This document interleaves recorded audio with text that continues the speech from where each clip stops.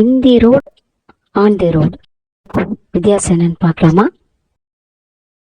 இன் தி road அப்படின்னா road அப்படிங்கிற இடத்திற்கு உள்ள ஒரு நபர் இருக்கிறதையோ அதாவது ஒரு பொருள் இருக்கிறதையோ குறிப்பிடுறதுக்கு நம்ம அதை சொல்லுவோம்.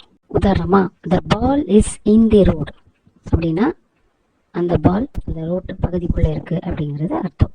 ஆன் தி ரோடு அப்படின்னா ரோட்டில் மேல் பரப்பில் இருக்கிற ஏதோ ஒன்றை பற்றி குறிப்பிடுறதுக்கும், ரோட்டில் பயணத்தில் இருந்தால் அதாவது ஒரு வாகனத்திலேயோ நடந்தோ ஏதோ ஒரு பயணத்தில் இருந்தால் அதை குறிப்பிடுவதற்கும் நம்ம சொல்லலாம்.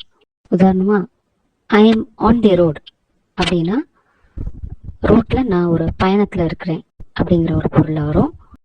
வித்தியாசங்கள் என்னன்னு புரிஞ்சிருக்கும்னு நினைக்கிறேன். இப்போ உங்களுக்கு ஒரு கேள்வி. ஸ்க்ரீனில் தெரிகிற இந்த கேள்விக்கு சரியான பதிலை கமெண்ட்ஸில் சொல்லுங்கள். தேங்க்யூ.